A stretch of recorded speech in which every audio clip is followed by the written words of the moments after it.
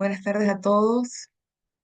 Me da mucho gusto saludarlos y darles la bienvenida en nombre del Instituto de Estudios en Humanidades de la Universidad Católica Andrés Bello, de su línea de investigación Cibeles, Estéticas Contemporáneas, de los posgrados de Filosofía y del Centro Cultural Griego Venezolano, a esta celebración que hoy presentamos a propósito del Día Internacional de la Poesía, este contexto en el que estamos celebrando internacionalmente la poesía. Hemos querido hacerlo con la inspiración griega, con una bella conferencia titulada Cavafis y la Antigüedad, las formas de la apropiación, dictada por el profesor Mariano Nava Contreras de la Universidad de los Andes, Mérida, Venezuela, cuya presentación formal hará un poco más adelante la profesora María Dimur. Para nosotros es una ocasión muy especial, pues los que estamos acá, nosotros, la profesora María, el profesor Mariano y quien les habla, somos helenistas, desde la filosofía, desde la literatura, desde la filología, y esto es, por tanto, una auténtica inspiración. Esta disertación, además, nos va a permitir transitar por la obra de un poeta moderno, de un poeta mayor como Cavafis, y a través de él ir hacia la antigüedad, a sus maneras de lo que bellamente el profesor ha llamado de apropiación, pero también nos va a permitir transitar hacia el alma de América Latina, respondiendo así a la unidad del espíritu que se manifiesta justamente a través del cambio y de la diversidad de formas que siempre teje la vida de apropiación, de apropiarse. Por lo demás, es un gusto muy grande compartir nuevamente con el profesor Mariano Nava. Hemos estado ya en muchas ocasiones juntos en diversos contextos y este pues es grandioso precisamente porque estamos celebrando la poesía. Y queremos pues que esto se repita, que este espíritu se mantenga, este espíritu de Koyatai, ¿sí? Que nos permite siempre este tono experimental, de regreso, de retomar, de crear y de alguna manera apropiarnos siempre. Para la presentación del profesor, como les decía hace un momento, queremos a la profesora María Di Muro, quien ha sido también su alumna durante muchos años y hoy pues nos acompaña como colega. Ella es profesora de literatura general, antigüedad grecolatina, es profesora de filosofía griega también, de estéticas contemporáneas de la Universidad Católica Andrés Bello en la maestría. Y hoy pues nos acompaña como moderadora y presentadora de la vida académica del profesor Mariano Nava de la ULA. Le damos pues la bienvenida a todos. María, los micrófonos. Profe querido, bienvenido una vez más. Muchas gracias, Lore, y bueno, muy feliz de compartir este espacio con el profesor Mariano, muy querido, admirado, y por supuesto contigo. Y más aún en este contexto del Día Mundial de la Poesía, que además, como has comentado, pues nos permite esa apertura de los vínculos, de las hibridaciones y de la belleza de la palabra. Entonces voy a presentar a continuación al profesor Mariano, quien es profesor de Lengua y Literatura Griega en la Universidad de los Andes e investigador asociado en la Universidad Católica Andrés Bello. Es doctor en Filología Clásica por la Universidad de Granada, doctorando en Historia por la Universidad Católica Andrés Bello y ha realizado estudios postdoctorales en la Universidad Nacional de Atenas y la Universidad de Nueva York. Es miembro de la Academia Venezolana de la Lengua. Asimismo, destaca por sus traducciones para la Biblioteca Clásica Gredos y por una prolífica producción bibliográfica que abarca el ensayo académico y la narrativa, con obras notables como Criollos y Afrancesados, que recibió el premio Stefania Mosca en el 2013, Homero y la cera de Descartes y la traducción de los fragmentos de Crisipo de Solos, además de ser colaborador habitual en medios nacionales y miembro de la Academia de Mérida. Profesor, muchísimas gracias y bueno, encantadísimos de escucharlo. Muchas gracias, María, gracias, Lorena. Yo tengo que darles las gracias a ustedes porque, bueno, por haberme dado esta oportunidad. Para mí, las vueltas que da la vida. Estaba pensando, bueno, a mí me llena de muchísima satisfacción hablar de estas cosas, ¿no? Darme la posibilidad de conversar y de hoy dirigirme a miembros de la comunidad greco-venezolana, ¿no? Yo estaba pensando, bueno, las vueltas que da la vida, ¿no? Hace, bueno, unos cuantos años estuve yo durante un tiempo en la Universidad Capodistríaca de Atenas, la Nacional y Capodistríaca de Atenas, haciendo las investigaciones que me condujeron a estos trabajos. Esto forma parte de una investigación general que yo hice para dar cursos sobre poesía griega moderna en la ULA. Y en esa oportunidad me tocó pasar el Día de la Poesía en Atenas y la comunidad latinoamericana en Atenas me invitó a leer algunas poesías, celebrando el Día Mundial de la Poesía, ¿no? Y bueno, ahora aquí en Venezuela leo fragmentos de poesía griega para mi gente, por supuesto, de la UCAP, pero también para miembros de la comunidad griega, ¿no? Entonces, bueno, así es la vida, ¿no? Esas satisfacciones que dan y esas vueltas y esos retruécanos insospechados, ¿no? Entonces, bueno, muchísimas gracias porque de verdad es un gusto y de verdad es una satisfacción. Además que voy a hablar de un poeta que a mí me toca muy profundamente y muy especialmente. En aquella oportunidad me acuerdo que estaba bajo la dirección de la doctora Erasmia Stavropoulou en la Escuela de Letras. Y bueno, la bibliografía sobre Cavafis se podrá imaginar, ¿no? Y entonces, bueno, pudimos incluso hacer algunos trabajos juntos y todo. Así que bueno, es una gran satisfacción de verdad poder compartir estas cosas con ustedes, chicas, con la gente de la UCAP, de la que por supuesto me siento que formo parte, y, eh, y bueno, y para la comunidad griega. Así que bueno, vamos a compartir un poco. ¿Qué vamos a hacer? Vamos a leer algo para ponernos un poco en contexto de la poesía de Constantin Cavafis, pero y luego vamos a leer algunos poemas y vamos a leer algunos poemas latinoamericanos y griegos, perdón, latinoamericanos y venezolanos para que miremos un poquito el impacto de la poesía de Cavafis en nuestra poesía latinoamericana, ¿no? Hispanoamericana. Entonces, bueno, vamos a compartir un poco la presentación. Yo estaré leyendo. ¿Se ve? Perfecto. Se ven. Ujú. Bueno, y me escuchan. Bueno, entonces vamos a leer un poquito acá. A ver.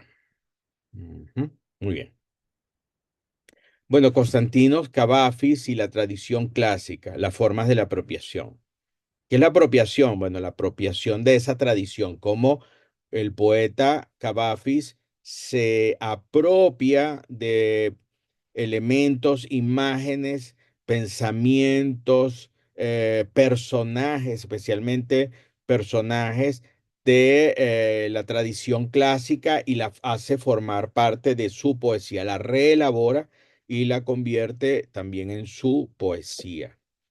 Vamos a ver acá. Ajá. Aquí. Vale.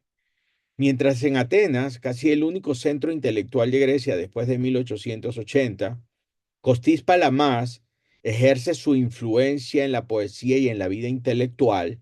Costis Palamas fue un importantísimo poeta que renovó la poesía griega, pero bueno, así es la vida. Luego, históricamente, claro, los estudiosos de la poesía griega moderna siempre tenemos que pasar por Palamás, pero claro, luego sería eclipsado por la figura en principio desconocida y después de un crecimiento monstruoso y de una proyección monstruosa como la que es de Constantín Cavafis. Entonces, bueno, Costis Palamás ejerce su influencia en la poesía y en la vida intelectual en un lugar aislado del mundo helénico, Alejandría. Publica su obra Un poeta, llamado a ejercer una posición central e influir decisivamente en el desarrollo de la poesía griega hasta nuestros días. Alejandría era una ciudad llena de recuerdos de su rico pasado helenístico, pero también desde el siglo XIX era la sede de una rica y floreciente colonia comercial griega. Allí surgieron muchas grandes fortunas griegas, aunque en el plano intelectual no tenía mayor importancia. Este aislamiento explica en parte alguna de las particularidades de la poesía de Cavafis. La influencia palamaica eh, domina la poesía griega hasta mediados de la década del 20, obviamente 1920, el siglo siguiente, ¿no? La única voz verdaderamente distinta, aislada y solitaria es la de Constantino Cavafis. Sus obras llegan a Grecia desde Alejandría, dando margen a discusiones apasionadas, a rechazos enconados y aceptación entusiasta. Significan una primera grieta en el imperio de la tradición palamaica. Cavafis es para nosotros el más grande lírico de la Grecia moderna, que con su obra breve y de mínimos recursos expresivos ofrece un mundo poético, original y profundo a través de una lengua conversacional y hasta prosaica. Ya en la década de 1890 esboza motivos que posteriormente desarrollará la poesía europea. O sea, Cavafy es un precursor en muchos aspectos. Los velos de la historia que utiliza en forma muy original no ocultan para nosotros una sensibilidad extraordinariamente honda que hoy sentimos como actual, apreciando como muy cercana a nosotros su Alejandría poética. Constantinos Petru Cavafis nació el 29 de marzo de 1863 en Alejandría, entonces un pujante y rico puerto cosmopolita de una familia griega proveniente de Constantinopla.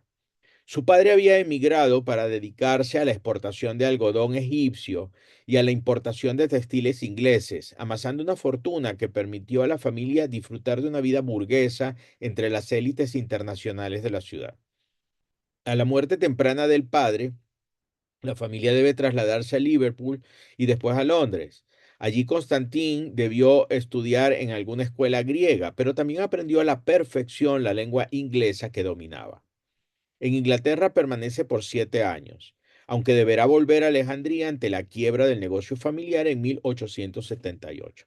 En 1882 los británicos bombardean la ciudad para sofocar las revueltas populares contra los extranjeros y la ocupan. Los Cavafis deben partir de nuevo, esta vez a Constantinopla, donde permanecen por 3 años hasta octubre de 1885.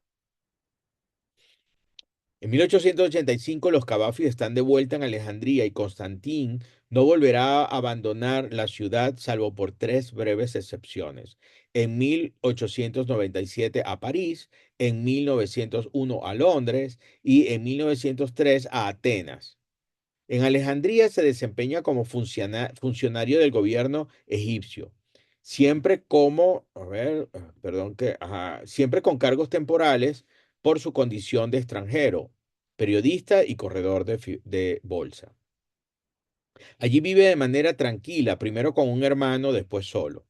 A finales de 1932, con 59 años, le diagnostican cáncer en la laringe. Es operado en el Hospital de la Cruz Roja de Atenas y vuelve a Alejandría, donde muere al año siguiente, precisamente el día de su cumpleaños.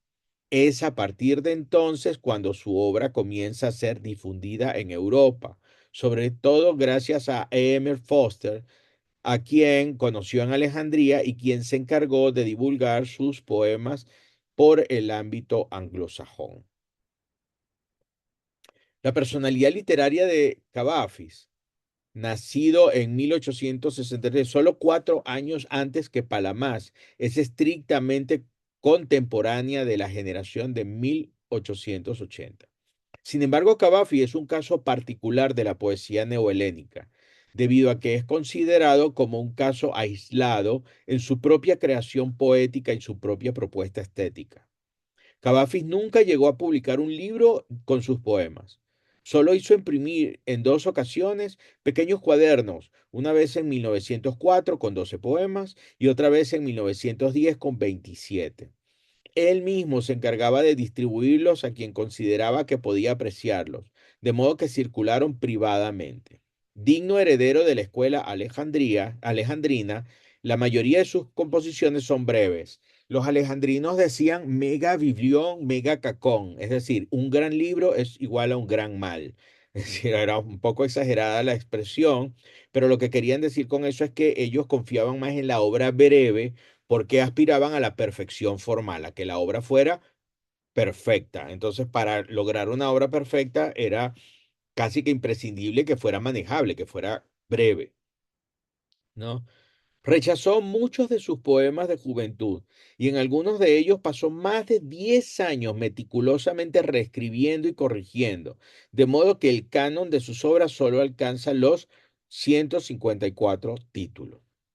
Si en sus comienzos algunos críticos encuentran elementos del posromanticismo y del simbolismo, hacia los 40 años tenemos ya un Cavafis maduro y poseedor de un estilo propio y de una expresión única. En Venezuela también en este momento está dándose como una especie de reacción antirromanticista, ¿no? Que tiene que ver un poco con el modernismo, con el cosmopolitismo, etcétera, que ya en aquel momento ya están vigentes en la poesía francesa, que es la gran fuente y la gran influencia de todos estos movimientos. Ya el propio Cavafis observaba que sus poemas podían ser clasificados bajo 3 grandes ejes temáticos: filosóficos, históricos y eróticos. Él asimismo se llamaba un historiquis pietis, es un poeta histórico, en el sentido de un poeta historiador, ¿no? Sin embargo, también él pudo decirlo, el mundo cabafiano es unitario, es decir, que no es posible separar completamente un tema de otro en sus poemas. Respecto de su hedonismo y homosexualidad, la crítica más reciente concuerda en que se ha exagerado demasiado, interpretando todos sus poemas en clave de anormalidad sexual o aislamiento psicológico. Hoy se entiende que el mundo de Cavafis es mucho más rico y variado. Absolutamente concuerdo con esto. Tal poesía, tan diferente a lo que antes se había visto, utiliza formas expresivas totalmente nuevas. Su lengua es del todo peculiar, sin relación con las poéticas dimóticas atenienses. ¿Qué son las poéticas dimóticas? Bueno, la poesía dimótica es la poesía que usa la lengua dimotiquí, es decir, la lengua popular, y propugnaba una vuelta a las raíces populares de la poesía griega. Ellos, de todas maneras, había una gran discusión, una gran polémica en torno de cuál debía ser el camino de la poesía griega en este momento. Si volver eh, a sus raíces populares o seguir cultivando una poesía refinada, alejada intelectual, alejada un poco de estas raíces eh, populares, ¿no? Eso tiene que ver, por supuesto, con la gran polémica bueno, para nosotros en Latinoamericana es llamativa, entre lo que era la lengua dimotiquí, la lengua popular, y la lengua cazarebusa. La lengua cazarebusa era la lengua cultivada, una lengua que pretendía instaurar una vuelta a las raíces clásicas, ¿no? Imagínense ustedes en pleno siglo XIX, ¿no? 3000 años después, ¿no? Entonces, una cosa realmente complicada de lograr. Pero esa polémica y esa batalla se dio lingüísticamente en Grecia durante muchísimos años y fue muy influyente, no solamente en la literatura, sino también en la política. Bueno, su lengua es del todo peculiar. sin relación con las poéticas dimóticas atenienses, permeadas de expresiones en cazarébusa y giros bizantinos, lo que no le perdonarán a algunos dimoticistas acérrimos. Básicamente su lengua es viva, dimotiquí, y sus desviaciones, entre comillas, son deliberadamente prosaicas y realistas. El verso también es deliberadamente realista y prosaico, cultivaba un verso bastante natural, bastante sencillo. El metro siempre es yámbico, el más popular y cercano a la prosa, bastante flojo, el verso libre, con número desigual de sílabas. A veces hay rima, a veces el verso se corta, pero ello también es un recurso poético. En la poética de Cavafis, nada es casual, o sea, él todo eso lo hace a propósito, es lo encantador de Cavafis, o sea, no, él no se está equivocando, no es un poeta que flaquea, es un poeta que se muestra débil en algún momento porque le interesa desde el punto de vista de la obra que está escribiendo. En la poética de Cavafis nada es casual. Heredero de las poéticas alejandrinas, trabaja cuidadosamente hasta el último detalle, la puntuación, las pausas, los períodos, hasta la apariencia tipográfica. Todo está cuidadosamente trabajado, con elegancia y buen gusto. Su poesía no encontró inmediata resonancia. Atenas lo ignora o lo rechaza. El crítico Grigorio Xenópulos fue el primero en escribir un artículo sobre su poesía en el año 1903. Después vendrá el decisivo artículo de M. Foster, que fue el que hizo conocer su poesía en Inglaterra y de ahí se catapultó a toda Europa, quien se ocupó de que sus poemas fueran traducidos al inglés. Publicado en Ateneum, era la más importante revista literaria de Atenas en este momento, en 1919. Será después de 1920 cuando las nuevas generaciones lo descubran. La mayor parte de sus poemas históricos hacen referencia al periodo helenístico, al mundo creado por las conquistas de Alejandro, en su apogeo, pero especialmente su decadencia, y en lugares apartados, en distantes colonias, pero también el mundo grecorromano tiene espacio en su poesía, especialmente los años de la lucha entre el paganismo y el cristianismo, de los cuales, lucha de la cual la ciudad de Alejandría fue uno de los principales escenarios, hay que decirlo, y el llamado período oscuro hasta la conquista musulmana de Egipto. Finalmente, otros se refieren al período bizantino. Alejandría, la vieja ciudad, su ciudad, ocupa un lugar central en la mayoría de sus poemas, y su nombre llega a convertirse poco a poco en un símbolo. En sus poemas históricos, y esto es fundamental en el manejo de la tradición clásica, no escoge momentos centrales. Esto es muy, muy específico de él. Eso es muy característico. Él no escoge el momento, el grandioso momento, momentos centrales, sino detalles, pequeños detalles que a uno se le podrían pasar, haciéndose patente la introspección psicológica en el manejo de sus personajes. El poeta se centra en el pequeño detalle, humano, emotivo, circunstancial, donde se evidencia una profunda erudición y lo que algunos critican, esto lo critican algunos, pero también una gran sensibilidad en la comprensión de la historia. Podríamos clasificar la tradición clásica en la poesía de Cavafis a partir de los siguientes ejes temáticos. Y aquí me centro, esto es un poco el centro de mi trabajo, ¿no? Uno, tradición homérica, entre los cuales tenemos que contar estos poemas, Los caballos de Aquiles, Las exequias de Sarpedón, Ítaca, ¿no? El viaje como motivo. El tirano, el poder, en segundo lugar, el dios, aquí podríamos clasificar los poemas, el dios abandona a Antonio, esperando a los bárbaros, emisarios de Alejandría, el rey Demetrio, Idus de Marzo, Teódoto, por ejemplo.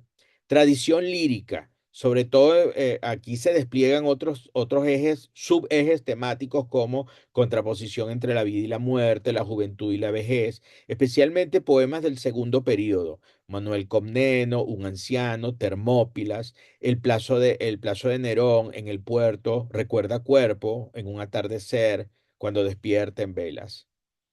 Y la tradición helénica, el orgullo de sentirse griego, cultura e idiosincrasia griega, pero no solamente el griego clásico, no, el griego moderno, el griego, la cultura griega que él mismo vivió, ¿no?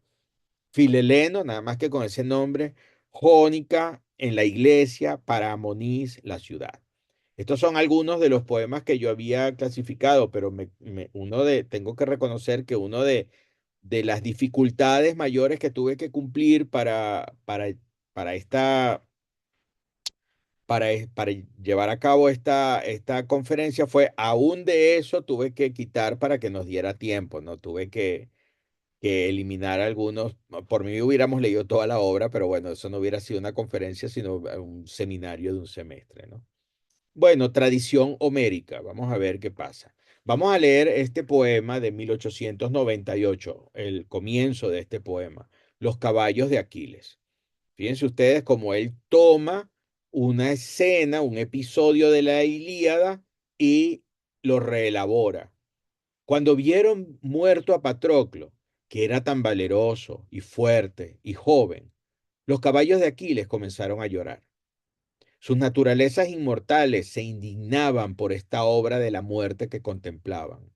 Sacudían sus cabezas y agitaban sus largas crines, golpeaban la tierra con sus patas y lloraban a Patroclo, al que creían inanimado, destruido, una carne ahora mísera, su espíritu desaparecido, indefenso, sin aliento, devuelto desde la vida a la gran nada.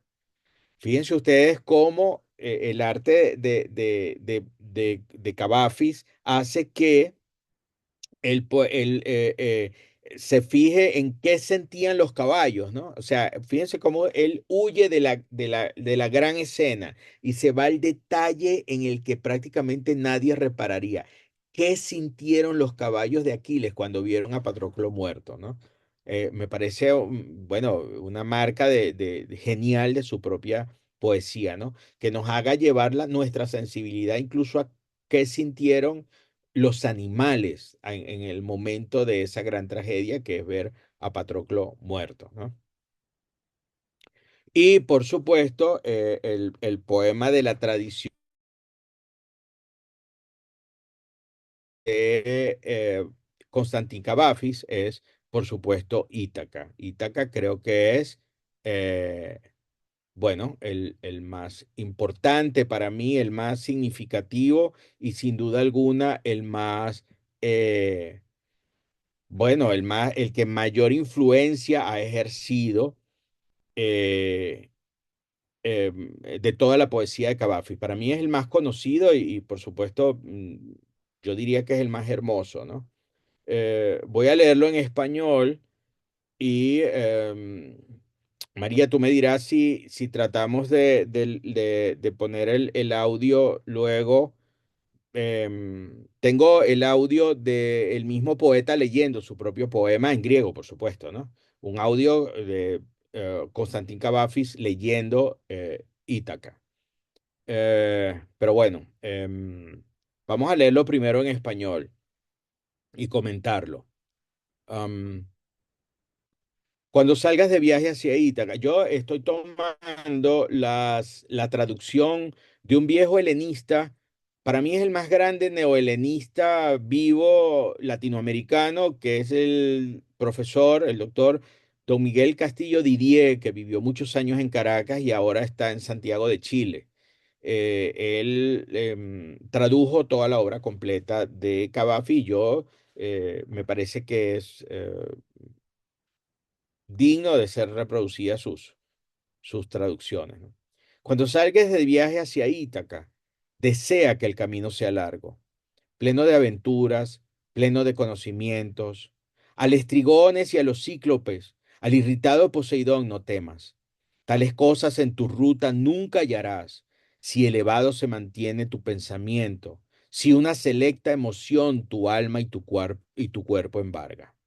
Al estrigones y a los cíclopes, al feroz Poseidón no encontrarás si dentro de tu alma no los llevas, si tu alma no los yergue delante de ti. Desea que tu camino sea largo, que sean muchas las mañanas en que con cuánta dicha, con cuánta alegría entres a puertos nunca vistos. Detente en los mercados fenicios y adquiere bellas mercancías, ámbares y ébanos, marfiles y corales, y perfumes voluptuosos de toda clase. Cuanto más abundantes puedas, perfumes voluptuosos. Anda a muchas ciudades egipcias, a aprender y aprender de sus sabios. Siempre en tu pensamiento ten a Ítaca. Llegar hasta aquí, hasta allí es tu destino. Pero no apures tu viaje en absoluto. Mejor que muchos años dure y viejo ya ancles en la isla, rico con cuanto ganaste en el camino, sin esperar que riquezas te dé Ítaca. Ítaca te dio el bello viaje. Sin ella no hubieras salido al camino. Otras cosas no tiene ya que darte. Y si pobre te encuentras, Ítaca no te ha engañado. Sabio como llegaste a ser, con experiencia tanta, ya habrás comprendido lo que significan las Ítacas. Bueno, insisto en que este es un poema capital y un poema fundamental, no solamente para entender la poesía de Cavafy, sino también para entender gran parte de la poesía moderna. Ya vamos a ver el impacto que ese poema ha tenido en la poesía contemporánea. Em, Quiero decir que, bueno, este poema, bueno, marcó la poética de muchos, eh, la poética de muchas personas, de muchos poetas contemporáneos, porque nos da, le da una nueva lectura a la Odisea. O sea, resulta que la Odisea y el retorno a Ítaca es el viaje, y ese viaje es algo así como la vida misma de cada uno de nosotros. Por eso es que en cierta manera también la Odisea es mucho más moderna que la Ilíada, que es un poema guerrero. La Odisea nos acerca esa cantidad de aventuras por regresar, por volver. ¿Qué buscaba Aquiles en la Ilíada? En la Ilíada Aquiles busca la gloria guerrera. En la Odisea, lo que busca Odiseo se parece mucho más a lo que busca el hombre moderno, ¿no? Volver a su casa, estar con su esposa, reencontrarse con su hijo, volver a su tierra. Entonces, esa lectura de la Odisea, que por primera vez nos hace para la poesía Cavafis, la va a hacer, la van a compartir muchos poemas contemporáneos, como lo vamos a ver en este momento. Eh, por ejemplo, Borges, que escribió este hermosísimo soneto que se llama Odisea, libro 23, que es cuando él regresa y se encuentra con Penélope, ¿no? Eh, ya la espada de hierro ha ejecutado la debida labor de la venganza. Ya los ásperos dardos y la lanza, la sangre del perverso han prodigado. Se refiere a cuando, obviamente, Odiseo regresa y asesina a los pretendientes que pretenden, valga la redundancia, quedarse con su reino y con su esposa, ¿no? A despecho de un dios y de sus mares, a su reino y a su reina ha vuelto Ulises. Ulises, recuerden, es el nombre romano de Odiseo, ¿no? A despecho de un dios y de los grises vientos y el estrépito de Ares. Ya en el amor del compartido lecho, duerme la clara reina sobre el pecho de su rey. Pero ¿dónde está aquel hombre que en los días y las noches del destierro erraba por el mundo como un perro y decía que nadie era su nombre? Recuerden ustedes el episodio de los cíclopes, cuando él eh, le clava una lanza al cíclope y el cíclope le dice: ¿quién eres que te atreves a lanzarme esta lanza? Y él le dice: mi nombre es nadie. Y entonces a ese recuerdo se refiere Borges. Pero este poema que voy a leer ahora es muchísimo más significativo, porque retoma esa historia del hombre que guerra por el mundo y que por fin llega a su ciudad y dice, bueno, este errar perenne buscando mi destino se parece muchísimo al de Odiseo, por supuesto. Es la imagen de Odiseo. Oh destino el de Borges, haber navegado por los diversos mares del mundo, o por el único y solitario mar de nombres diversos. Haber sido una parte de Edimburgo, de Zúrich, de las dos Córdobas, de Colombia, de Texas.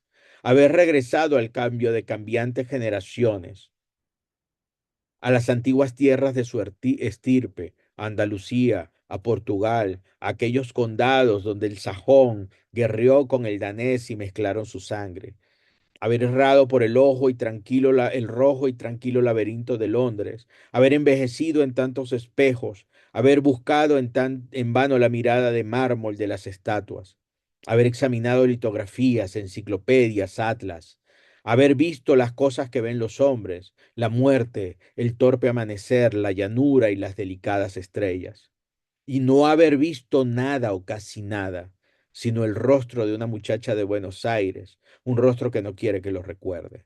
Oh, destino el de Borges, tal vez no más extraño que el tuyo.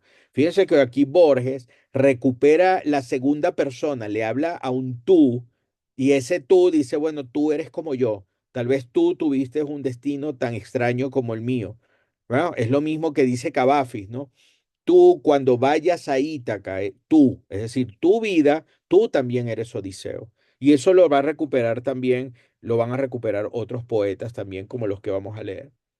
Este poema me parece hermosísimo, se llama El desvarío de Calipso y es de nuestro José Antonio Ramos Sucre. Aquí no está retomando ese pensamiento eh, Ramos Sucre, pero está recreando un momento fundamental de la Odisea, que es cuando Calipso deja, lo deja partir, ¿no? Calipso, recuerden, se había enamorado de Odiseo y estaba en la isla de Ojigia y no lo dejaba partir hasta que los dioses mandan a que lo suelte, que lo deje continuar el viaje para que pueda llegar finalmente a Ítaca.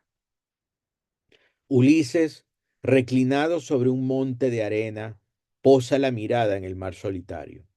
Vive consumido por la nostalgia, cultivando el pensamiento pío y la memoria serva. La ninfa, vestida de sus cabellos, esta imagen me parece hermosa, ¿no? La ninfa está vestida solamente con su cabello. La ninfa, vestida de sus cabellos, lo llama a voces desde el pie de una encina rutilante. Ulises, demoledor de ciudades, mira el vértigo de las nubes y piensa en el humo delirante del incendio, la hoguera de los reinos caducos y en la veracidad del sobrenombre de su sobrenombre épico. Su sobrenombre épico es el demoledor de ciudades. El sol ejerce una vez más su autoridad de titán vencedor del caos. Ulises carece de su destral, de corte instantáneo, requerido para una sección de un pino y el aderezo de un esquife. Alcanza a nado un leño baldío, herido por una centella del cielo, y baja conforme el sesgo de una corriente visible entre las olas confusas. Una escolta de tritones que de visaje libertino sopla, alborozada, su caracol de pabellón acústico. Esto está en las formas del fuego. Y fíjense cómo eh, Ramos Sucre hace en cierta manera, adaptado a su poesía, por supuesto, hace en cierta manera lo mismo que Cavafis, es decir, lee y hace una introspección, recrea una, mm, una imagen y recrea una escena de la Odisea. Es un poco lo mismo que hace Cavafis, ¿no? Aquí tenemos a nuestro Eugenio Montejo, que ya lo dice directamente, ¿no? Leamos lo que dice Ulises. Barcos que veo allá a lo lejos balanceándose, cerrados como libros hace mucho leídos. ¿Qué dicen? ¿Qué no dicen? Hoy hablo griego, a bordo del primero que parta, soy Ulises.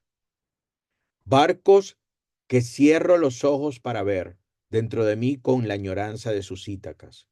No sé en cuál voy, en cuál de tantos leo a Homero, el biógrafo de mis nativos horizontes. Ahora que llevo un poco de café para los dioses que nos harán el viaje más propicio. Fíjense ustedes qué imagen más criolla, más nuestra, ¿no? Él le da, hace una ofrenda a los dioses de café, ¿no? Soy o fui Ulises. Alguna vez todos lo somos. Después la vida nos hurga el equipaje y a ciegas muda los sueños y las máscaras. Mi corazón ya eleva el ancla. Estoy a bordo. Cuando distinga la voz de las sirenas en alta mar, al otro lado de las islas, sabré por fin qué queda de mí en Ulises. Es un poco la misma, es un poco la misma, a ver, la misma, eh, es un poco la misma confesión y la misma reflexión que hace Cavafis, ¿no? O sea, cuando por fin termine mi viaje, comprenderé. O sea, es el viaje como ese viaje iniciático que nos permite entender en qué consiste la vida, ¿no? Y en cierta manera todos somos Ulises, ¿no? Yo también lo soy, dice él, ¿no? Soy o fui, y alguna vez todos lo somos, ¿no? Alguna vez todos estamos en ese regreso, en ese retorno. Entonces, bueno, me parece aquí que está clarísimo la huella de Cavafis y la huella en ese sentido, en el sentido de esa reflexión de el viaje como algo que nos permite crecer, la vida como un viaje y la vida como un viaje porque nos permite conocer. Conocer, como dijo Descartes, en el gran libro del mundo, en el gran libro de la vida, ¿no? Esa introspección y esa reflexión es absolutamente cabafiana. Yo siempre he leído este poema como un homenaje a Cavafis. El poeta Montejo, cuya amistad, de cuya amistad gocé, fue un lector apasionado, por supuesto, de la Odisea, ¿no? Bueno, hablaríamos de la segunda gran eh, vía temática de la poesía, de la apropiación de la antigüedad por parte de la poesía cabafiana, sería la reflexión sobre el tirano, sobre la tiranía y sobre el poder, ¿no? Yo escogí esto, el Dios abandona a Antonio. Acuérdense ustedes que César ataca a Alejandría y para, por supuesto, acabar con el reino de Cleopatra, con quien está Antonio, ¿verdad? Antonio y Cleopatra reinan en Alejandría y llega un momento en que, por supuesto, en que César está atacando la ciudad arde en llamas y es cuando eh, Cleopatra se hace morder por una serpiente, es decir, se suicida, y bueno, también Antonio muere. Entonces, aquí estamos en ese momento, fíjense ustedes la reflexión que hace Cavafis en esta poesía, ¿no? En este poema. El dios abandona a Antonio. Cuando a medianoche se escuche pasar una invisible comparsa con música maravillosa y grandes voces, tu suerte que declina, tus obras fracasadas, los planes de tu vida que resultaron errados, no llores vanamente. Como un hombre preparado desde tiempo atrás, como un valiente, di tu adiós a Alejandría que se aleja. No te engañes, no digas que fue un sueño, no aceptes tan vanas esperanzas. Como un hombre preparado desde tiempo atrás, como un valiente, como corresponde a quien de tal ciudad fue digno, acércate con paso firme a la ventana y escucha con emoción, no con lamentos ni ruegos de débiles, como un último placer, los sones, los maravillosos instrumentos de la comparsa misteriosa, y di tu adiós a esa Alejandría que pierdes para siempre. Fíjense ustedes, es lo que decimos, la introspección que él hace de la historia, ¿no? Es un momento duro, es un momento difícil, pero él lo que hace es hablarle y siempre ese recurso del hablar en segunda persona, como para que el lector también se sienta involucrado, ¿no? En el momento, en ese momento cruel, en ese momento dramático de que está declinando todo un mundo, ¿no? Vemos cómo Alejandría está a punto, ya se está quemando y las tropas de César están a punto de tomar la ciudad y Antonio, que había traicionado a César, sabe que va a morir, ¿no? Y bueno, y por tanto también Cleopatra, como ya sabemos, ¿no? Me parece esto un ejemplo muy bueno de el uso que hace eh, este, cavafis de la historia, ¿no? Es un uso, un uso muy, por supuesto, muy erudito, pero esa erudición pasa por la sensibilidad del poeta que es capaz de entender la angustia que siente que debió haber sentido en ese momento Antonio. Idus de marzo. Idus de marzo, como ustedes saben, es el 15 de marzo, que fue la fecha en que murió César, ¿no? Acuchillado en el Senado romano, ¿no? Entonces, me interesa mucho porque él toma también este momento, es un momento grande, es un momento importante, pero se darán cuenta que el poeta siempre vuelve a lo pequeño, ¿no? A lo pequeño. Entonces, yo quiero ponerlos un poquito en contexto, ¿no? César es llamado al Senado, le van a tender una trampa, le van a tender hay un ardid para asesinarlo, y mucha gente le dice, César, no vayas, no vayas. Entre ellos, un famoso filósofo que era su amigo, un griego, Artemidoro, que le dio una carta y le dijo, lee esta carta, lee esto, y en esa carta le decía, te van a matar, no vayas al Senado. Pero él no hizo caso porque César sentía que era su deber, como el gran hombre y el gran líder romano que era su deber ir al Senado. Entonces él no hizo caso y lo asesinan, por supuesto. Las grandezas teme, oh alma, y si vencer tus ambiciones no puedes, con cautela y reserva síguela. Y cuando más adelante vayas, sé más observador, más cuidadoso. Y cuando a tu apogeo llegues, César, ya. Cuando tomes figura de hombre famoso, entonces cuida especialmente al salir a la calle, dominador insigne de séquito acompañado. Si acierta acercarte desde la multitud a algún Artemidoro que lleva una carta y te dice apresurado, lee esto inmediatamente, son cosas importantes que te interesan. No dejes de detenerte, no dejes de postergar cualquier conversación o tarea, no dejes de apartar a las variadas personas que te saludan y que se posternan ante ti. Las puedes ver más tarde, que espere incluso el Senado mismo y conoce al instante los graves escritos de Artemidoro.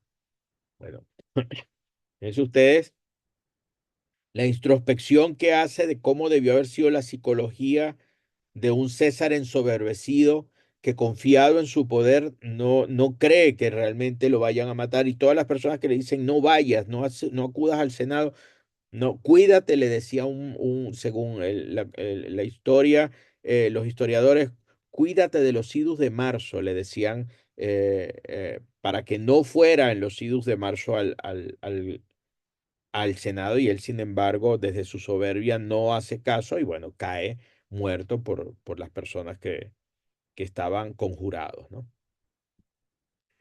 Tradición lírica.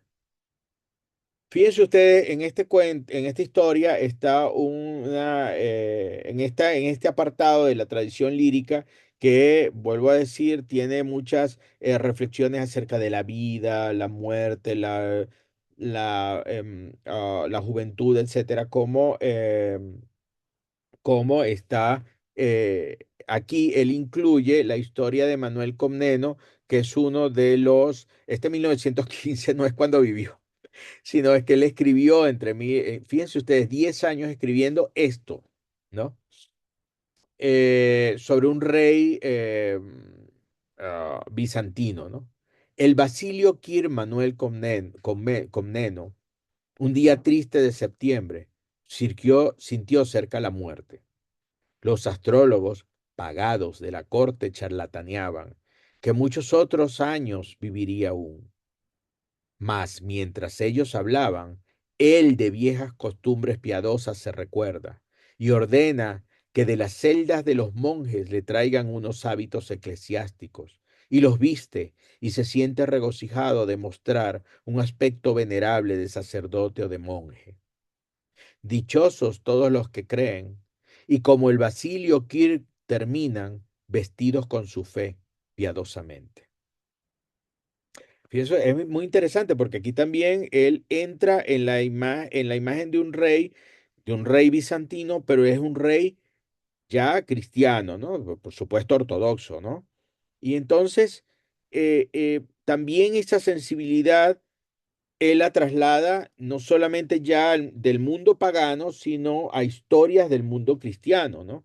Repito, bueno, cristiano obviamente ortodoxo, ¿no? No podía ser de otra manera tratándose de un rey bizantino. Este de Termópilas es muy interesante. Habla de, recuerden ustedes, la batalla de las Termópilas que tuvo lugar en el año 480 entre los persas y los griegos, y cómo por culpa de un traidor llamado Efialtes, los griegos perdieron esa batalla, ¿no? Honor a aquellos que sus vidas custodian y defienden las Termópilas, sin apartarse nunca del deber, justos y rectos en todos sus actos, no exentos de piedad y compasión, generosos cuando son ricos y también si son pobres, modestamente generosos, cada uno según sus medios, diciendo siempre la verdad, mas sin guardar rencor a los que mienten. Y mayor honor les es debido a quienes prevén, y muchos prevén, que Fialtes aparecerá finalmente y pasarán los persas. Del otro lado, yo quise poner el texto en griego, pero lo que más me interesa, no, timé, ¿no? El honor, pero lo que más me interesa es, fíjense ustedes cómo la reflexión que él hace. Está bien los héroes, merecen mucho honor los héroes que hacen lo que corresponde y que son heroicos, pero también merecen honor, y dice mayor honor, perisótere timé, ¿no? Mayor, más grande, un honor más grande merecen quienes se dan cuenta, ¿no? Problepun, dice, ¿no? Problepun, ¿no? Blepo es ver, pero quienes, problepun es prever, quienes prevén, ¿no? Caipoli problepun, y muchos lo ven, que habrá quienes prevén que habrá un traidor y que ganarán, obviamente, los malos, ¿no? Hay una ironía con respecto de la historia, del uso de la historia. Allí hay una reflexión sobre la ironía, ¿no? De la historia, sobre cómo, sí, los héroes merecen mucho honor, pero también merecen aquellos que saben que van a ganar, no los héroes, sino los malos, ¿no? Es de verdad una reflexión muy dura y muy irónica, la ironía siempre allí presente también, ¿no? Fíjense ustedes, pero también Cavafi se fija en aquellas personas, en aquellos detalles, en el anonimato, en aquellas personas anónimas, ¿no? En aquellas personas, no solamente en los héroes, sino que hay una reflexión allí que es realmente precursora en Cavafis, y es que el mundo clásico también estaba hecho no solamente de grandes héroes y de grandes intelectuales y grandes filósofos, sino el mundo clásico estaba hecho sobre todo también de gente anónima que vivía y que moría anónimamente. Y miren ustedes este poema, que más que un poema es una reflexión también muy dura sobre la vida, ¿no? Joven, de 28 años, en un barco de tinos, llegó Emes a este puerto sirio, con el propósito de aprender perfumería. Pero en la travesía se enfermó y apenas desembarcó murió. Su entierro, muy pobre, se hizo aquí. Pocas horas antes de morir, algo susurró sobre un hogar, sobre padres muy ancianos. Pero quiénes eran ellos nadie lo supo, ni cuál su patria en el vasto mundo panhelénico. Mejor, porque así, mientras yace muerto en este puerto, siempre tendrán sus padres la esperanza de que está vivo. Me parece fortísimo, ¿no? Qué duro, ¿no? Y que sobre esa reflexión sobre el anonimato, sobre la muerte anónima, sobre para sus padres él está muerto en realidad, pero para sus padres él está vivo y sus padres están felices o tienen una esperanza y sin embargo no saben que ha muerto, ¿no? O sea, sobre qué es la realidad en realidad qué es lo que vivimos, ¿no? Lo que es, cómo lo que sabemos o lo que creemos saber influye en lo que estamos viviendo y nos hace sentirnos felices, esperanzados o tristes, ¿no? Mejor que sus padres no sepan que él ya murió, porque así ellos van a tener esperanza, ¿no? Y sobre el anonimato, sobre cómo morir, cómo lo enterraron, nadie supo quién era en realidad, ¿no? Pero bueno, lo enterraron, ¿no? Y está muerto. Es una cosa muy fuerte. A mí me parece que es una reflexión muy dura sobre la vida de parte, la vida y la muerte, el conocimiento y la ignorancia, ¿no? Y cómo ese conocimiento y esa ignorancia así no, así estén errados esos conocimientos o esas ignorancias también pueden estar erradas, ¿verdad? Influye en nosotros, ¿no? Y hace que creamos una realidad que no es y sin embargo somos felices con ella, ¿no? Para mí es muy duro este poema. Recuerda, cuerpo. Esto habla de también hay un erotismo, hay una sensualidad en su poesía, pero atada siempre también a esa reflexión sobre la juventud, sobre la vejez, sobre la muerte que se avecina. Cuerpo. Cuando yo pongo estas fechas, no es que, sino, fíjense ustedes, la escribió entre 1916 y 1918, estuvo 2 años escribiendo, reescribiendo, volviendo a corregir estos, ¿qué? 8, 12, 10 versos. Ese preciosismo, cada palabra, cada sonido, cada sílaba, están trabajados y vueltos a trabajar muchas veces, pensados muchas veces, ¿no? Nada es gratuito. Cuerpo, recuérdanos solamente cuando fuiste amado. No solo los lechos en que te acostaste, sino también aquellos deseos que por ti brillaban en los ojos manifiestamente y temblaban en la voz, y algún obstáculo casual los hizo vanos, ¿no? Como el amor, como el deseo que muere por algún obstáculo casual, ¿no? El deseo no se concreta necesariamente en el amor porque hay algo que debido a un azar se interpone y lo vuelve imposible. Me parece una reflexión muy fuerte, ¿no? Sobre la vida, sobre el azar, sobre que nosotros pensamos tener control sobre nuestros deseos, no solamente eróticos, y algún obstáculo casual los hace vanos, ¿no? Cosa tan fuerte, tan dura. Ahora que todo ya está en el pasado, parece casi como si a los deseos aquellos te hubieses entregado. Cómo brillaban, recuerda, en los ojos, en los ojos que te miraban, cómo temblaban en la voz. Por ti, recuerda, cuerpo, ¿no? Ahora que ya estoy viejo, que ya estás viejo, recuerda, ¿no? Vuelve a traerlos a la vida, ¿no? Pero es imposible también que vuelvan a la vida. Cómo esos ojos te miraban. Es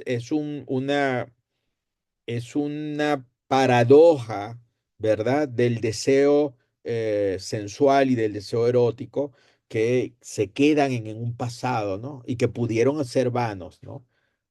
Como si viviéramos entre unos fantasmas, entre cosas que no se concretan, ¿no? Como que la vida pasara flotando sobre una cantidad de factores que finalmente escapan a nuestra propia voluntad, ¿no?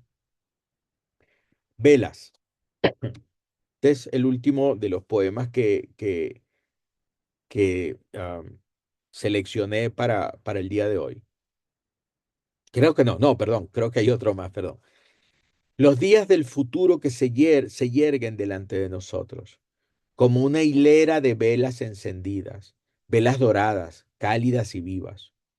Quedan atrás los días ya pasados, una triste línea de velas apagadas. Las más cercanas aún despiden humo, velas frías, derretidas, dobladas. No quiero verlas. Sus formas me apenan. Me apena recordar su luz primera. Miro delante mis velas encendidas. No quiero volverme para no verlas y temblar. Cuán rápido la línea oscura crece, cuán rápido aumentan las velas apagadas, ¿no? Fíjense ustedes, esto es una metáfora de la vida, ¿no? Unas velas encendidas y las velas que se apagan y se doblan y se consumen, como los días que consumimos, como los días que hemos pasado. No quiero pensar en que cada vez la fila de las velas apagadas, dobladas, frías, crece y se va cortando la fila de las velas cuya luz todavía está encendida, ¿no? Qué fuerte, ¿no?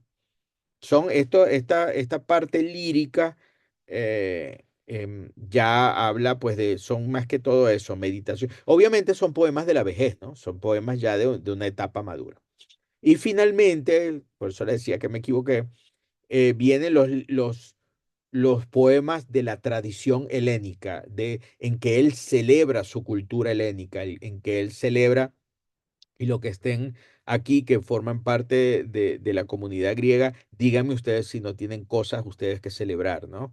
Y sentirse muy orgullosos de su cultura helénica, no solamente del mundo griego clásico, sino de la riqueza de la cultura helénica en este momento, ¿no?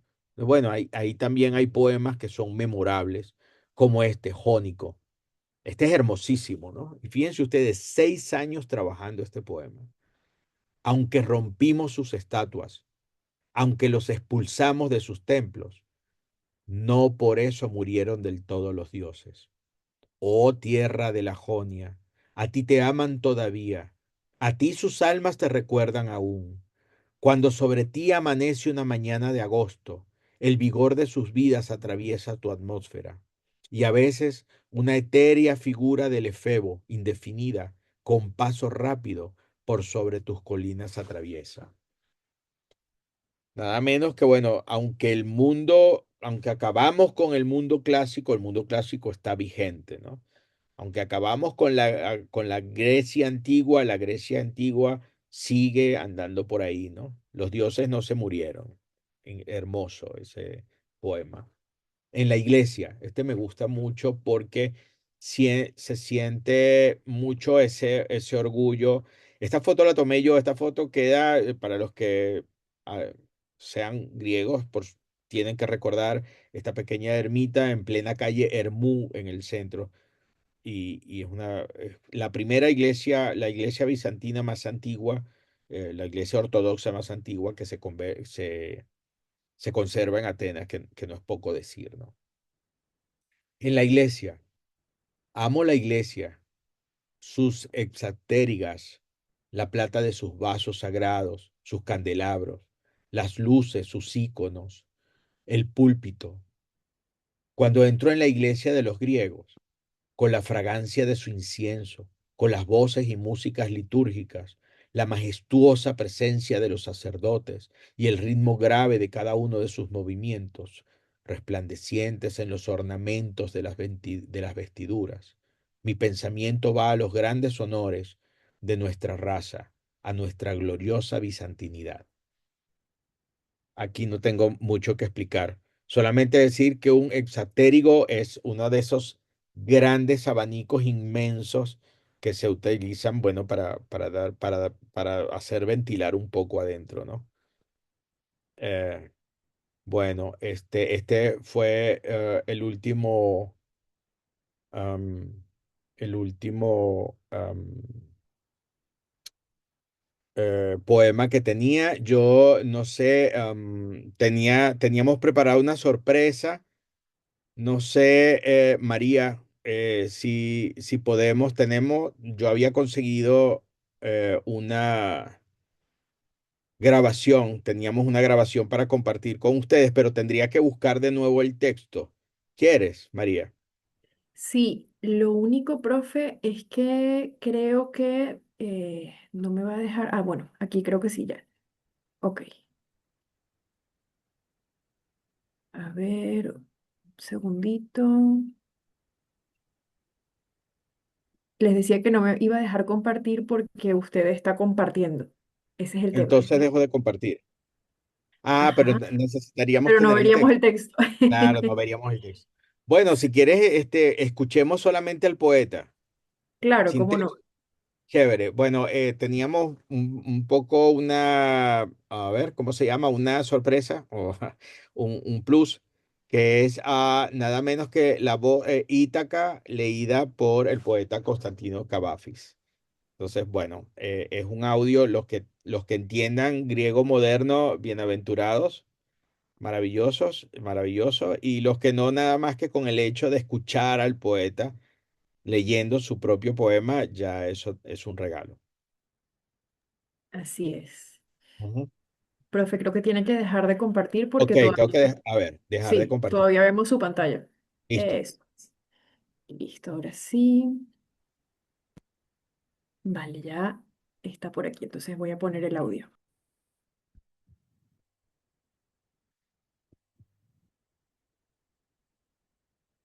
Ιθάκη. Σαν βγεις στον πηγεμό για την Ιθάκη, να εύχεσαι να είναι μακρύς ο δρόμος, γεμάτος περιπέτειες, γεμάτος γνώσεις. Του Λεστριγόνας και τους Κύκλοπες, τον θυμωμένο Ποσειδώνα, μη φοβάσαι, τέτοια στον δρόμο σου ποτέ σου δεν θα βρεις, αν μένει η σκέψη σου υψηλή, αν εκλεκτή συγκίνηση στο πνεύμα και το σώμα σου αγγίζει. Του Λεστριγόνας και τους Κύκλοπας, τον άγριο Ποσειδώνα δεν θα συναντήσεις, αν δεν τους κουβανείς μες στην ψυχή σου, αν η ψυχή σου δεν τους στείνει εμπρός σου. Να εύχεσαι να είναι μακρύς ο δρόμος. Πολλά τα καλοκαιρινά πρωιά να είναι, που με τι ευχαρίστηση, με τι χαρά θα μπαίνεις σε λιμένας πρωτοειδωμένους. Να σταματήσεις εμπορία φοινικικά και τις καλές πραγμάτιες να αποκτήσεις, σεντέφια και κοράλια και χρυμπάρια και έβαινους και ειδονικά μυρωδικά κάθε λογής. Όσο μπορείς πιο άφθονα ειδονικά μυρωδικά. Σε πόλεις Αιγυπτιακές πολλές να πας, να μάθεις και να μάθεις από τους σπουδασμένους. Πάντα στο νου σου να έχεις την Ιθάκη. Το φτάσιμον εκεί είναι ο προορισμός σου. Αλλά μη βιάζεις το ταξίδι διόλου. Καλύτερα χρόνια πολλά να διαρκέσει και γέρος πια να ράξεις στο νησί. Πλούσιος με όσα κέρδισες στον δρόμο, μη προσδοκώντας πλούτη να σε δώσει η Ιθάκη. Η Ιθάκη σε έδωσε το ωραίο ταξίδι. Χωρίς αυτήν δεν θα έβγαινες στον δρόμο. Άλλα δεν έχει να σε δώσει πια. Κι αν πτωχική την βρεις, η Ιθάκη δεν σε γέλασε. Έτσι σοφός που έγινες, με τόση πείρα, ήδη θα το κατάλαβες οι Ιθάκες τι σημαίνουν.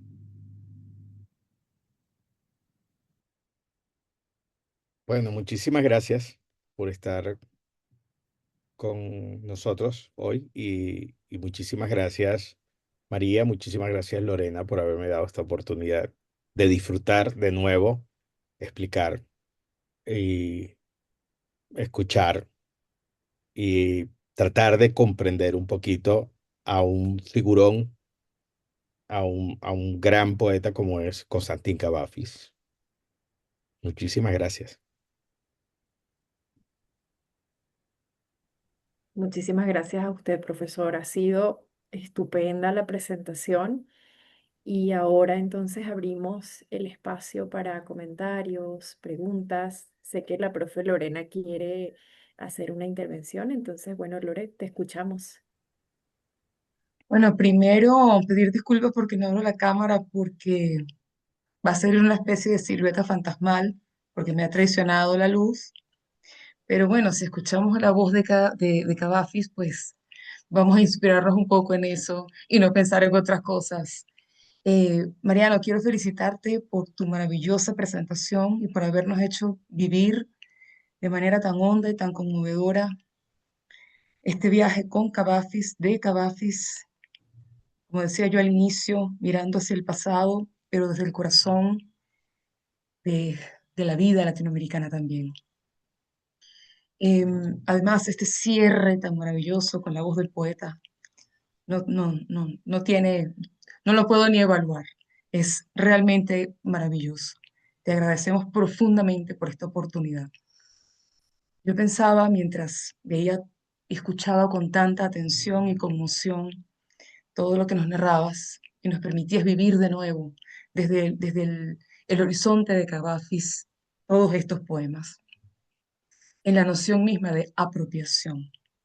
Y ahora te lo pregunto como una cultora de la filosofía, ¿qué significa esto en este momento para ti? Quiero decir, pensaba en la apropiación en el sentido, ustedes me corregirán en este momento, de griego de oikeiosis, ¿sí? De cuando yo reconozco algo como de mi familia, de mi naturaleza, cuando está ese tono de reconocer algo que me pertenece a mí también. Y esto lo conecto con el asombroso poema de Montejo, que comentaba con María hace un momento con cierta sincronicidad, que estoy utilizando ahora para cerrar y disertar sobre un artículo, en un artículo asombroso porque tras esos versos yo pienso que no hay más nada que hablar, hay cosas que quedan, que son así, pero allí el poeta nos deja ver, además un poeta venezolano, nos deja ver cómo el que describe sus horizontes nativos es Homero. El horizonte es lo que uno ve desde el lugar donde está situado, como dice Gadamer, ¿sí? Y además ahora son los nativos. De ahí soy, de ahí vengo, eso lo vi, eso lo viví. Y además a los dioses les hago esta grandiosa ofrenda de café, que para nosotros es el corazón de la vida, pero es un corazón que también está tejido de caminos muy largos que nos va a llevar al mundo árabe y un poquito más atrás, ¿sí? Son tejidos muy profundos que no permiten ver en rigor dónde está el quiebre y que el café es tan, como tú decías, tan criollo, ¿no? Tan de aquí, pero también tan de allá, que también es aquí, que es mi corazón, que es el corazón del mundo, como dice María Zambrano, y que entonces yo se lo ofrendo a los dioses que son griegos, que no murieron, como dice Gabafis, que no morirán nunca, y que reposan en el Olimpo que cada uno lleva dentro, ¿sí? Por tanto, ¿en qué sentido yo me apropio? ¿Cuál es el sentido que tú ves de apropiación? Especialmente ahora que, bueno, en estos últimos tiempos que tiene un tono un poco político en el que yo no quisiera entrar, pero sí de esto me pertenece y esto es mío y no hagas uso de aquello, ¿no? Cuando en realidad el espíritu o su movimiento es otro, como lo vemos especialmente en este, insisto, asombroso poema de Montejo y en esta maravilla que hace Cavafis, por ejemplo, que aunque griego, griego moderno, nos conecta con el llanto y el dolor de los caballos de Aquiles. Eso es algo tan profundo, tan conmovedor, que queda uno sin palabras, ¿no? ¿De qué me apropio? Que yo también lloro con los caballos de Aquiles y también lloro con el cuerpo de Cavafis y también lloro con el café que le ofrezco a los dioses. Y yo también me imagino, cuando cierro los ojos, las naves de Ícaro. Yo también me las imagino. Entonces la pregunta es, bueno, ¿de qué me estoy apropiando si todo esto soy yo? Bueno, ahí te la dejo. Gracias, Lorena, qué fuerte. Mira, Lorena, para comenzar un poco, para introducirte a lo que yo considero que, que- que podría decirte en torno a esta idea de oikeios, sí, sí, que muy estoica, por cierto, y de apropiación, tal vez sirva un poco una anécdota que te voy a contar muy brevemente sobre cuando yo volví, bueno, yo después yo tuve muchas oportunidades, gracias a Dios, de estar en Grecia y espero tener otras más antes de dejar de estar aquí. Eh, pero cuando yo llegué a contarle a mi mamá cómo se preparaba el inicó, ¿no? El café griego, el inicó. Ajá. Ujú. Y entonces yo le digo, mira, mamá, tú llegas, agarras, entonces cuando esté empezando a hervir, justo cuando está empezando, le apagas la llama y entonces le echas el café y lo revuelve y él se asenta solo. Y me dice mi mamá, ah, pero la abuela en Tobar lo hacía así, cónchale. Ay, qué belleza. La abuela en Tobar lo hacía así, así es como hacía el café la abuela en Tobar. Ok. Qué Entonces no te voy a belleza. explicar más nada porque no tengo más nada que No me explicar. expliques más Que Ya nada, tú, no, no, exacto, ya tú lo sabes, tú lo tienes adentro. Entonces yo lo que estoy es exacto, haciéndote como esa idea platónica de recordar, aprender es realmente a recordar lo que ya teníamos adentro. Entonces, esta exactamente, es la apropiación. La apropiación está formulada perfectamente en lo que en esos versos del poeta Montejo, este, yo también he sido Ulises. O sea, yo también he sido claro, Ulises. O sea, yo también así he es, sentido todo eso que sintió Ulises. O sea, y luego para completar, como si fuera poco, el, perdón por el carajazo que nos da con ese verso, como así si es, fuera poco, entonces llega y dice, todos alguna vez lo hemos sido. O sea, exactamente, no solamente yo, sino todos alguna vez hemos sido Odiseo.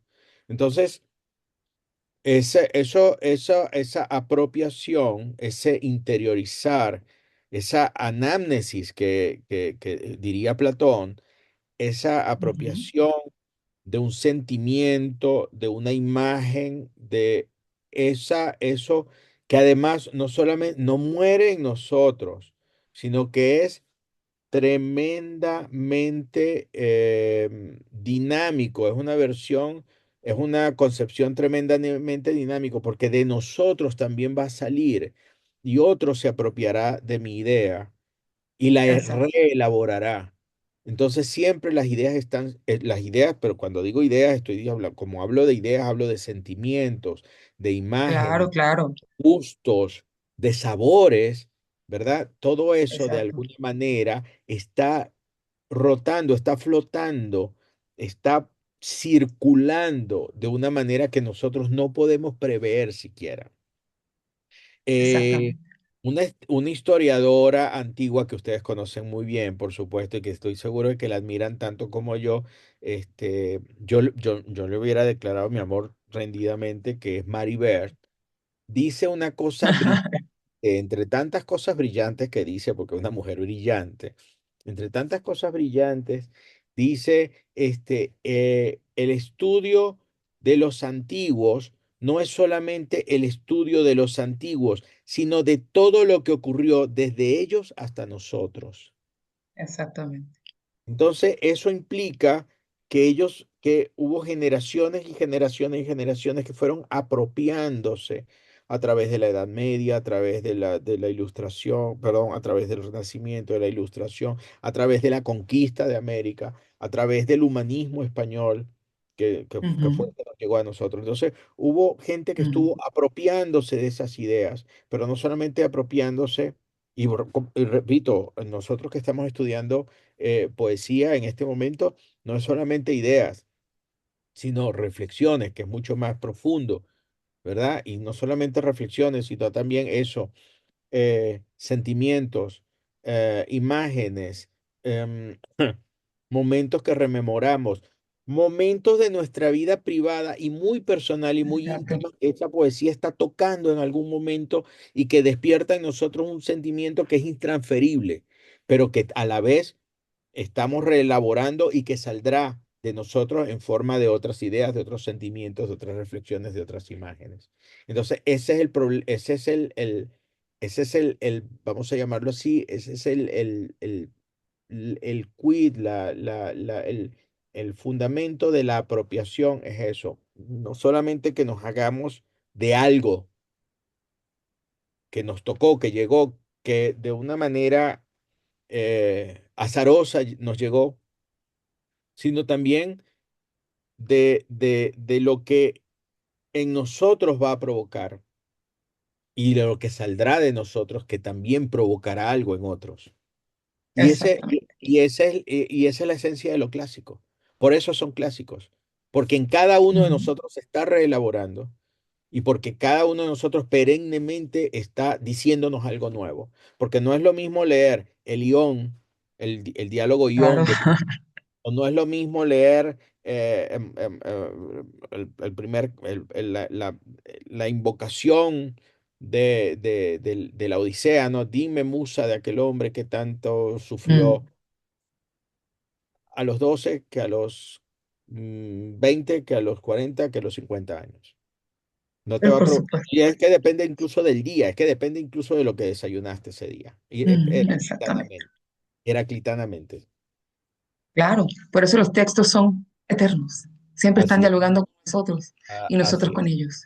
Y esa es la Maravilloso. esencia de lo clásico. Exactamente. Muchas gracias, Mariano. Maravilloso. No, encantado. Gracias a ustedes, de verdad que sí. De verdad que sí. Y muchísimas gracias por las generosas, los comentarios tan generosos. De verdad, agradezco muchísimo. Y tal vez no, a lo mejor no los merezco, pero bueno, muchas gracias de todas maneras. De verdad, muchísimas gracias. Excelente. Bueno, también escuchándolos, eh, pensaba un poco en este sentido de la palabra clásico, ¿no? Que, como decía Italo Calvino, los clásicos nunca se leen por primera vez, sino que se están releyendo constantemente, ¿no? Entonces, aunque sea la primera vez que nos aproximamos, por ejemplo, a la Odisea, no quiere decir que sea un texto completamente nuevo, sino que ya venía en nosotros, ya formaba parte de nuestra tradición, de nuestro lenguaje, de nuestra cotidianidad.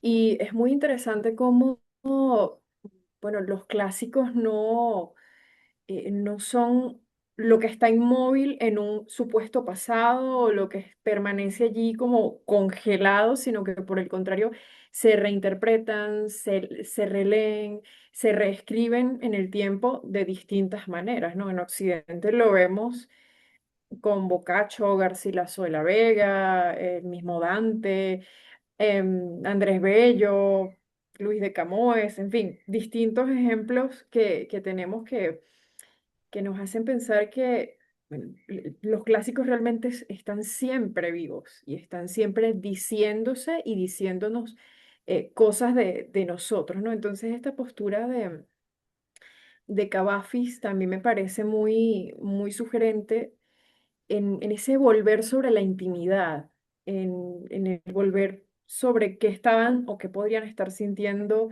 los caballos de Aquiles, ese contexto de fondo también en las exequias de Sarpedón, que es otro texto bellísimo, o en los troyanos. Es decir, no solamente ver los clásicos desde su literalidad, sino también cómo en nosotros mm, hacen que florezcan otras maneras de leerlos y otras maneras de interpretarnos a nosotros. Entonces, esa también es una posibilidad bellísima que nos regala Cavafis y que es un volver sobre la tradición que no termina, sino que se reescribe. Es así.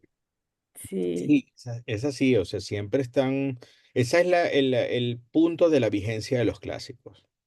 Esa es la esencia de la idea de la vigencia de los clásicos. Siempre los clásicos están ahí para decirnos algo en cualquier época, pero no solamente en cualquier época, sino en cualquier momento de nuestra propia vida. O sea, a lo mejor yo estoy seguro que leemos, por ejemplo, el Faine Taimoi de Safo, ¿no? Me parece igual a un dios aquel hombre que se sienta frente a ti y te ve sonreír dulcemente. Bueno, a lo mejor si lo leemos a los 15 años, significa algo. Nos dice algo muy valioso, pero cuando lo leamos a los 25, ¿verdad? A lo mejor también nos va a decir algo muy diferente. Y cuando lo leamos a los 30 o a los 40 o cuando lo leamos a los 60 y pico, también nos va a estremecer diciéndonos algo muy importante que en ese momento que estaba en el texto, el mismo texto que leímos a los 15, pero en este momento significa otra cosa para nosotros porque lo estamos leyendo desde nuestras vivencias, desde nuestra forma de sentir en ese momento de nuestra vida, desde nuestra manera de reaccionar ante ciertas imágenes. No es lo mismo escuchar cuando Safo dice que cuando ve a esta chica a la que ama tanto, siente y va describiendo toda una sintomatología del amor. No es lo mismo leerlos a los 15 que a los 25, que a los 30, que a los 60. Entonces, a lo mejor el de los 60 lo lee desde el recuerdo o a lo mejor, bueno, lo enciende de la misma manera y lo siente tan cercano como a los 15. Bueno, eso depende de cada uno. Entonces, cada uno reelabora, se apropia y reelabora, ¿verdad? Las imágenes, las reflexiones, las ideas de los clásicos en cada momento. No es solamente dependiendo del momento histórico y dependiendo de la sensibilidad y del entorno social que en ese momento tengamos, sino además de eso, de acuerdo a nuestras propias vivencias. Y eso es lo que hace Cavafis también. Cavafis reelabora una cantidad de momentos que a lo mejor uno de sus grandes fuentes es Salustio. Pues Salustio es un historiador y Salustio no se pone a reparar en lo que pudo haber sentido en ese sentimiento de soberbia que pudo haber sentido o de hibris, ¿verdad? De ceguera que pudo haber sentido César ante todas las personas que le pedían que no fuera al Senado porque lo iban a matar y él se cegó y fue de todas maneras y lo mataron. Pero eso no lo dice Salustio, pero sí lo dice Cavafis. O sea, ahí estaría frotándose las manos Aristóteles en la poética cuando dice, sí, claro, pero es que la historia no es igual que la poesía. Tienes razón, Exacto. tienes razón, Aristóteles. Sí, tienes razón. Como Sí. tantísimas otras cosas, tienes razón. Entonces, fíjate, ¿no? Esto es algo que un poeta, este sentimiento, esta reelaboración, este apropiamiento, no, no, no, que puede transmitirnos un poeta, no es esos hechos científicamente concatenados que puede transmitirnos un historiador, ¿no? Ahí está la diferencia. Así que bueno, Así es. Los Por tiempos eso primero el poeta. así es, ¿no? Eso es indudable. Indudable. Por eso es que, Indudable. Aristóteles dice que la poesía es mucho más general, en el Sí. sentido no de general de divagante, sino No, no, abarca, no. catholicos, Ujú. general. Es mucho más general porque abarca mucho más. Abarca otra, cuando dice abarca mucho, porque además dice algo muy interesante, dice, porque la historia dice lo que es y la poesía Ujú. dice lo que podría. Exacto. Exactamente. Por eso abarca mucho más, porque son todas todas las aristas, todas las de lo virtual, ¿no? Mm. Así es. Así que bueno, eso nos ayuda mucho más a entender estas visiones tan íntimas y tan subjetivas de la poesía de Cavafi. Esta mirada tan subjetiva y tan íntima de la tradición clásica, pero también de la vida en general, ¿no? Son sus reflexiones. Por eso puse algunos poemas que son reflexiones sobre la vida. Y además es un poeta profundamente neogriego. No es solamente, eso me parece una riqueza, un plus para nosotros, que lo vemos desde afuera de la cultura propiamente griega, en el sentido de la nacionalidad griega, ¿no?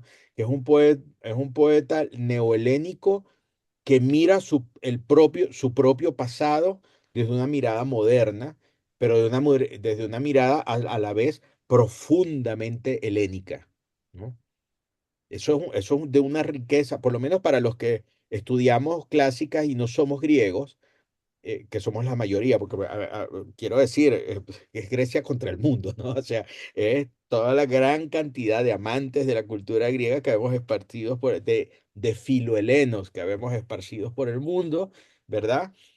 Y en ese mundo global filohelénico, admirador de todo lo griego, los griegos que se miran a sí mismos, claro, son una minoría. Y en ese sentido es de una riqueza mayor para nosotros porque estamos observando cómo alguien se mira a sí mismo, a su propia cultura y a su propio pasado. desde su propia lengua, ¿no? O sea, yo recuerdo que cuando yo vivía allá, había muy cerca un gimnasio y entonces estaba la instructora de aeróbicos contando, Ena, Dio, Tria, y yo así decía, madre mía, o sea, si esta señora le hubiera contado a Platón, Platón le hubiera entendido. Y esta señora está contando Exacto, una clase de aeróbicos. O sea, este es de tu propia lengua, ¿no? Los griegos modernos sienten que hay un abismo entre el griego moderno y el griego antiguo. Yo creo que no es así, ¿no? En realidad. Pero bueno, ellos sienten que hay un abismo que es muy diferente, ¿no? Y me dicen, ¿qué? Tú estudias griego moderno, pero tú estás loco. Madre mía, eso es dificilísimo. Yo no, bueno, y además les encanta, y cuando dicen, no, pero estoy estudiando griego moderno también, entonces ya te miran así como, no, esto es un héroe, este tipo ya. No, o sea, en realidad lo que a mí me parece que es una misma, yo veo una continuidad, ¿no? Pero lo que quiero decir es que para nosotros, acercarnos es un doble trabajo, pero el de ellos, al mirar su propio pasado, no es tampoco un trabajo tan sencillo, ¿no? Porque media una cuestión que es fundamental, que es el cristianismo, que es un cambio de sensibilidad y de concepción del mundo, ¿no? Entonces ya desde la mentalidad ortodoxa es más difícil, es lo mismo que irse al mundo pagano, ¿no? Es la misma dificultad en ese sentido. Es adorable, ¿no? Ver la permanencia, o sea, el juego dialéctico entre permanencia y cambio, ¿no? Que se efectúa en todo el desarrollo de la cultura helénica hasta nuestros días. Y eso media la manera de verse a sí mismo. así es. ¿Sí? Yo una vez leí absolutamente. un ensayo donde un autor decía, los dioses, perdón, los dioses fueron muy crueles con los griegos, porque le dieron un pasado tan glorioso que ellos han vivido con esa carga de tener el listón de haberles dejado el listón tan alto, que no, es una carga. Es una carga, ¿no? De tener en el fondo es un gran peso, ¿no? Tener ese pasado tan glorioso, tan admirado, y también tan distorsionado por la mirada europea del norte. Entonces, es una situación, una circunstancia complicada en ese sentido, en el contexto europeo y en el Mm, contexto moderno, claro. Sí, yo creo que allí hay una gran labor hermenéutica, ¿no? Sí, De también pendiente. comprender, sí, comprender que no necesariamente todas las lecturas, y que en algún momento lo conversábamos, por ejemplo, estas lecturas germánicas de los años Oh, 50, oh, 60, que tergiversan oh. la De idea. eso ya sí. Podríamos hablar mucho tiempo de eso, porque realmente sí, eso distorsionó. Eso y Hollywood, Y Hollywood, tal y cual. Hollywood, y Hollywood.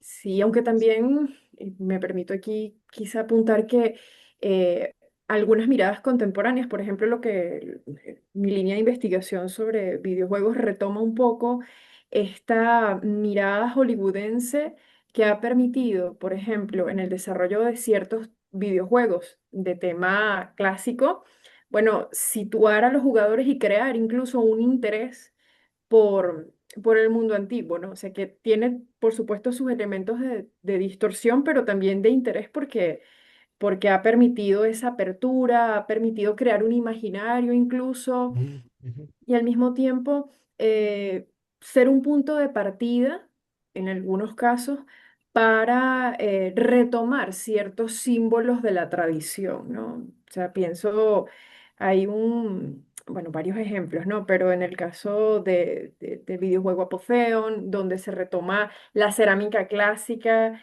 aunque también tiene muchos elementos que recuerdan a escenas del cine, eh, bueno, pues hace que sea mucho más plural la aproximación al mundo clásico, que tiene, por supuesto, sus detalles y tiene también sus elementos que no son históricos, pero que también enriquecen el panorama.